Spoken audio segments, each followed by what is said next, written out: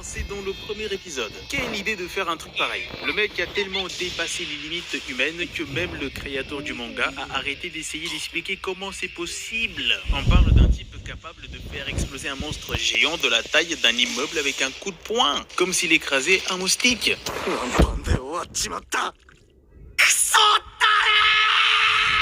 Saitama ne vole pas. Non, il saute. Mais quand il saute, il part de la lune et atterrit pile au bon endroit sur Terre, en laissant un cratère comme carte de visite. Même Goku ou Superman regarderaient ça en se disant « Ok, là, c'est un bug du scénario. » Et tu veux une autre preuve de son délire physique? Il peut littéralement générer des ondes de choc juste avec le vent de ses poings. Quand il s'entraîne avec Genos, il lui balance une attaque qui ne le touche même pas. Mais la montagne derrière qui n'a rien demandé, lui, disparaît. Juste pof, plus de montagne.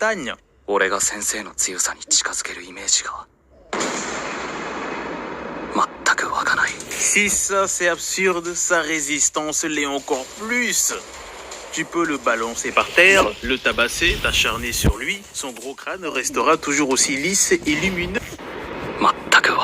Si ça c'est absurde, sa résistance l'est encore plus. Tu peux le balancer par terre, le tabasser, t'acharner sur lui, son gros crâne restera toujours aussi lisse et lumineux. Absolument rien ne peut le blesser. Rien.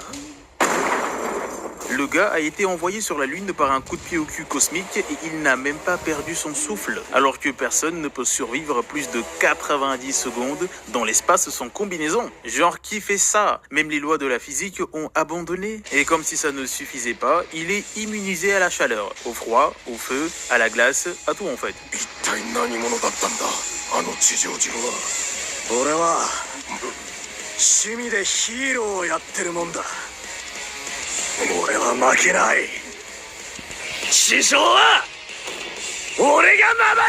Probablement parce qu'il s'est entraîné sans chauffage ni clim. Pendant que Vegeta s'entraîne dans une salle à gravité x100, Saitama, lui, a juste coupé le chauffage en hiver et la clim en été. Résultat, il est devenu une machine à température stable, sans faire exprès. Tout ça n'a aucun sens. Mais bon, parlons un peu de sa vitesse maintenant. Quand il a passé les tests de héros, il a fait un sprint de 1500 mètres en un instant. Les juges n'ont même pas eu le temps d'appuyer sur le bouton start du chrono. Pour eux, Saitama n'a pas bougé ou presque.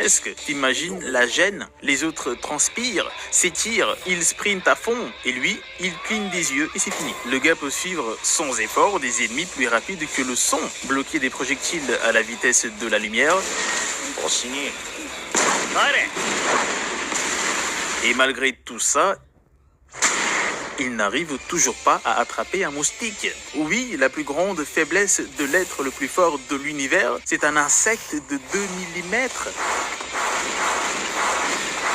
Niveau agilité, c'est pareil. Il se déplace comme s'il avait déjà lu le script du combat. Il esquive toutes les attaques, même à 2 cm de sa grosse tête. Fait du parcours comme s'il tournait une pub pour des baskets. Et reste toujours impeccable, sans jamais être essoufflé. D'ailleurs, la fatigue, il ne connaît pas.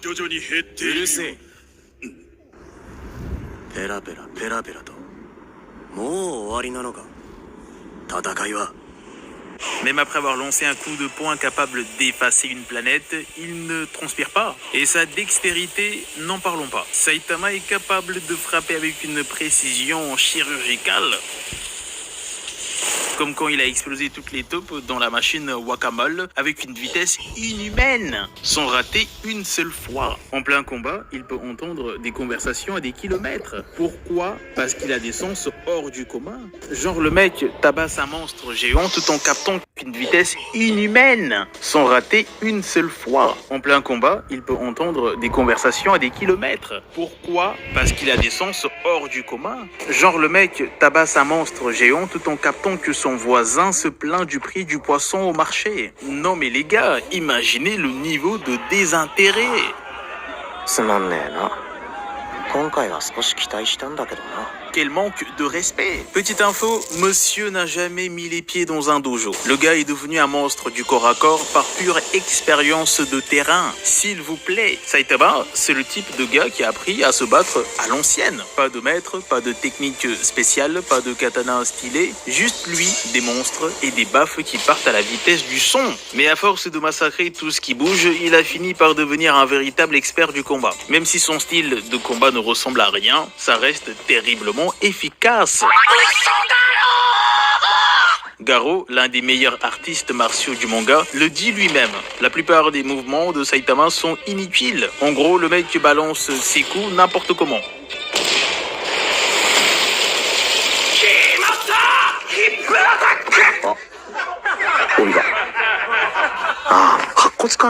Mais quand il devient sérieux, c'est une autre histoire.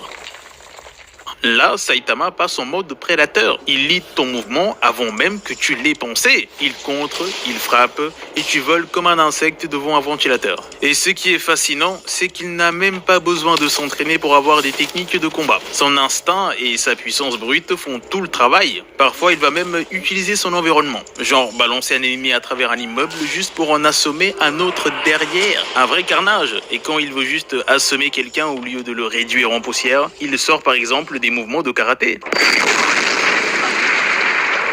Le mec devient presque un professeur d'arts martiaux sans le savoir. Mais ce qui rend Saitama encore plus dangereux, c'est son improvisation. Il est capable d'utiliser absolument tout ce qui lui tombe sous la main. Tu te souviens de son tout premier monstre? Il l'a dégommé avec sa cravate. Oui, sa cravate. Il l'a enroulé autour de l'œil du monstre et lui a littéralement retourné les tripes.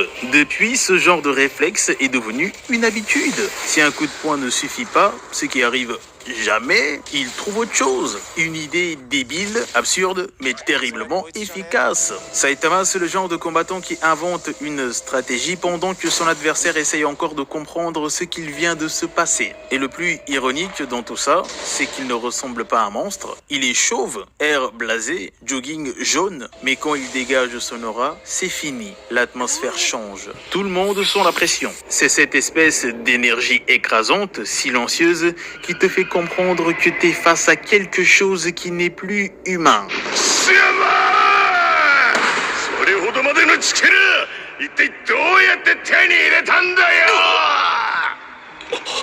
Même sans bouger, il peut te faire flipper. Et s'il te regarde avec son petit air fatigué en te disant « Crois-moi, t'as pas envie de savoir ce qui vient après ».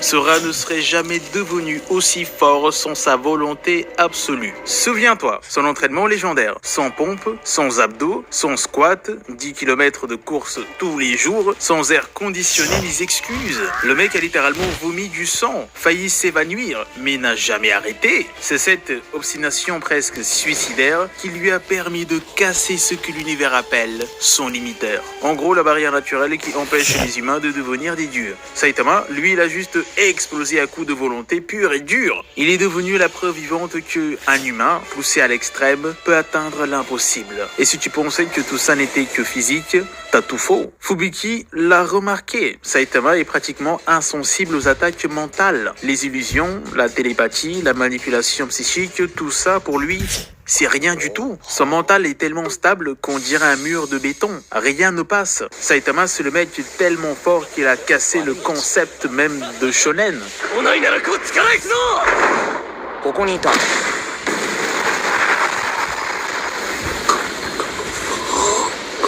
Il a battu le système, pas celui des monstres ou des héros, non, le système narratif lui-même. Parce que dans n'importe quel autre animé, le héros galère, s'entraîne, se relève après chaque défaite, découvre des nouveaux pouvoirs et grimpe petit à petit vers le sommet. Mais Saitama, lui, il a déjà fini le jeu et il s'ennuie. Et c'est ça le cœur de One Punch Man, une tragédie comique sur un héros qui a beaucoup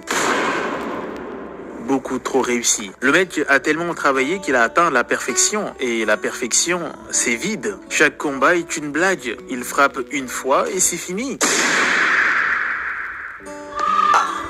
Pas de tension, pas de drame, pas de progression. Juste une claque, des dégâts et un soupir. Mais c'est justement ce contraste qui rend la série géniale. Parce que derrière l'humour et les bastons, One Punch Man te parle de la lassitude, du sens de la vie et la quête d'émotions dans un monde où tout est déjà acquis en fait. Saitama, c'est un mec ordinaire coincé dans un corps de dieu. Un héros qui voudrait juste retrouver ce frisson du danger, cette peur, cette adrénaline, ce truc qu'on appelle vivre. Et au final, One Punch Man n'est pas une histoire sur la force, comme pourrait le croire. C'est une histoire sur le vide qu'il y a quand tu n'as plus rien à prouver. お前には余裕があった。まるで歯が立たなかった。戦いにすらなっていなかった。予言など当てにはならんな。お前は強すぎた。